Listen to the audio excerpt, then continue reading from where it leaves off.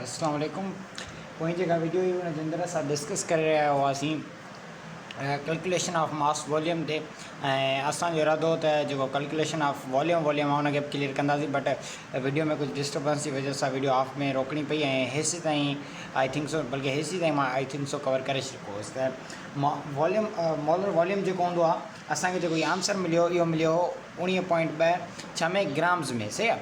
हाणे असांखे हिनखे जेको हीउ आंसर मिलियो आहे न हिन वक़्तु, हिनखे असांखे कन्वर्ट करिणो आहे मोलर वॉल्यूम में।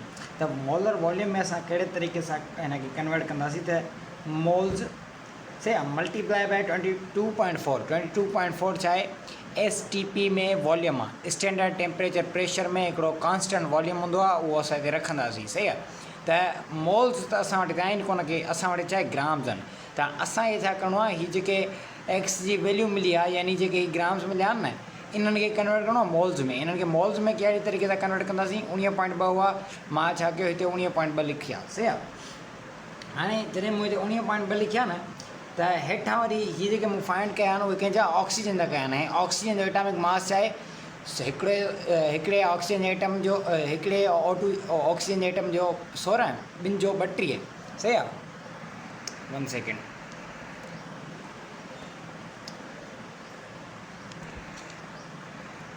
सही आहे। त ॿिनि जो थी वियो O2 जे ॿिनि जेको आहे एटमनि जो थी वियो 32। सही आहे। उहो 32 हिते रखियो। हाणे 19.2 हुआ न, त पॉइंट हिकिड़ो दफ़ो जेकॾहिं हेॾां वेंदी त हेठि 0 अची वेंदो। सही आहे। इहो त तव्हां पढ़ियो हूंदो। हाणे सिंपल शइ आहे।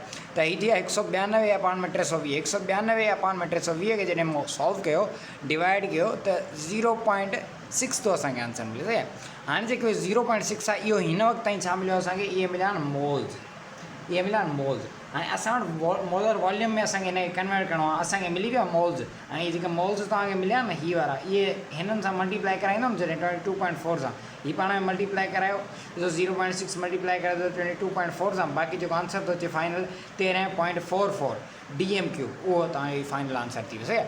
13.44 DM3 तव्हां पाण चेक कंदो त अची वेंदो आंसर। त इहो ई तरीक़ो हूंदो आहे जेकॾहिं मास असांखे मिलियल हुजे हिन मां मोल में कन्वर्ट करण में। सही आहे।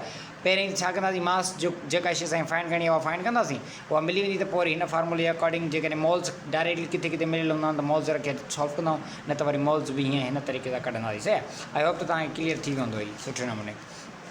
अच्छा, हिन तरफ़ हाणे असां वटि फाइनली आहे हिन जो वॉल्यूम रिलेशनशिप। सही आहे। त वॉल्यूम रिलेशनशिप जे अंदरि असां हिकिड़ो प्रॉब्लम आहे, चलो calculate the volume of CO2 जो वॉल्यूम कैलकुलेट करिणो आहे एट STP जी ॻाल्हि अची, माना 22.4 DM3 जी ॻाल्हि अची वई। सही आहे। Calculate say at STP that can be produced by the complete burning of 50 DM3 of butane। 50 DM3 butane खे बर्न था कयूं असां। सही आहे। ब्यूटेन जो ई फार्मूलो आहे, चए थो in the excess supply of O2। हाणे O2 ऐं ब्यूटेन पाण में रिएक्शन था कनि, हीट असांखे मिले थी, हीट था ॾियूं हिननि खे, त रिएक्शन थो थिए। O2 असांखे मिले थो, CO2 असांखे मिले थो, ऐं H2O असांखे मिले थो। सही आहे। हीअ बैलेंस इक्वेशन असांजे साम्हूं लिखी पई। हाणे छा कंदासीं, सिर्फ़ु छाजी ॻाल्हि आहे हिते वॉल्यूम माना मिलियल वॉल्यूम थो असांखे फाइंड वॉल्यूम करिणो आहे। डेटा ठाहियो, वॉल्यूम ऑफ O2 CO2 असांखे फाइंड करिणो आहे। जिते चए थो calculate the volume of CO2, माना असांखे फाइंड छाजो वॉल्यूम करिणो आहे, CO2 जो वॉल्यूम फाइंड करिणो आहे। अच्छा, सही आहे। त असांखे इक्वेशन मिलियल आहे। हाणे वॉल्यूम ऑफ CO2 फाइंड करिणो हुजे हिते लिखियो पियो आहे, ऐं वॉल्यूम ऑफ ब्यूटेन असांखे मिलियल आहे 50 DM3। अचो त हिनखे सॉल्व था कयूं। सभ खां पहिरीं ब्यूटेन जो हिते असां ॾिसंदासीं त जेको सो मोल्स घणा आहिनि। हिते ॾिसो 2 लिखियो पियो आहे न, हिते जेके हूंदा आहिनि उहे मोल्स हूंदा आहिनि, त हिन जा 2 मोल्स असांखे मिलियल आहिनि इक्वेशन जे अकॉर्डिंग। त हिते ॾिसो इक्वेशन लिखियो आहे मूं, EU यानी इक्वेशन यानी हीअ जेका लिखी पई आहे। सही आहे। इन जे अकॉर्डिंग त ब्यूटेन जेको आहे हुन जा घणा असां वटि DM3 आहिनि, इन जा न 2 DM3 जेके मोल्स हूंदा आहिनि ओतिरा DM3 हूंदा आहिनि, त इन जा 2 DM3 आहिनि हिते लिखिया आहिनि। सही आहे। उन खां पोइ वरी 13 आहिनि जेको सो, पर हिन जो असां हिते कुझु न लिखंदासीं। ऑक्सीजन जा 13 DM3 आहिनि, पर असांखे पुछे छा थो, असांखां CO2 थो पुछे। सही आहे। ऐं वॉल्यूम ऑफ ब्यूटेन असांखे ॾिए थो। हाणे जे हिन सॼी इक्वेशन में न, जिन जी हिन में क्वेश्चन में ॻाल्हि कंदो असां उन्हनि खे खणंदासीं, बकाए खे छॾे ॾींदासीं। जीअं हिन जी ॻाल्हि नथो करे, हालांकि हिन जा 13 DM3 आहिनि, पर असांजो हिन सां को बि तालुक़ु न आहे, न को असांजो H2O सां तालुक़ु आहे। पर माना हिननि खे असांखे सम्झंदासीं जो हीअ निगलिजिबल आहिनि, माना कंहिं कम जा न आहिनि। छो, छाकाणि त हिन जो असांखे क्वेश्चन में को बि हिन सां सुवाल न कयो आहे हिननि जे अकॉर्डिंग। हा, हिते ॾिनल आहे एक्सेस अमाउंट में मिलियल, पर हिन जो हरगिज़ इहो मक़सदु न आहे त असां हिनखे क्वेश्चन में खणंदासीं। छो क्वेश्चन में जो को कमकार आहे ई कोन। हलो त असां 2 खयों हिते 2 रखियो। हाणे वरी हिन साइड अची वञो। हिन जा हिते घणा आहिनि 8 DMQ आहिनि 8 DMQ लिखिया। हाणे हिन जा असांखे ॾिए थो 50 जॾहिं चए थो त 2 आहिनि त उन में 8 DMQ ठहंदा।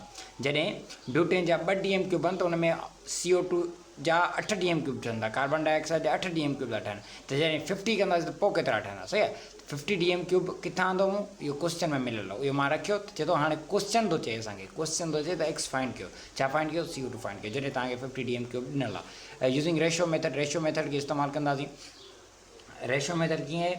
हाणे जेको हीउ एक्स आहे इहो वञी 2 सां कंदो। बहरहाल फ़िलहाल त सिधो लिखंदासीं रेशियो मेथड में। त हीउ 2 आहे, साॻो 2 रखियो आहे, 8 साॻा रखा, 2 रेशियो एड थी वियो। प्रोपोर्शन जी निशानी 50 साॻो रखियो ऐं एक्स साॻो रखियो। हाणे थींदो छा? मीन हूंदा आहिनि न, हीअ जेके अंदरियां हूंदा आहिनि हिननि खे चइबो आहे मीन। सही आहे। ॿाहिरां हिननि खे एक्सट्रीम चइबो आहे। त मीन में हीअ ॿई पाण में ऐं हीअ ॿई पाण में। सही आहे। हीअ वञी पाण में मल्टीप्लाई थींदा। ओ एक्स 2 ऐं एक्स पाण में मल्टीप्लाई 2x थी विया।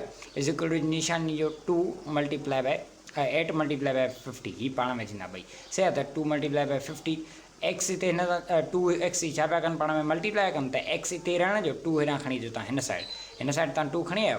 हाणे 8 मल्टीप्लाई बाय 50 अपॉन में 2।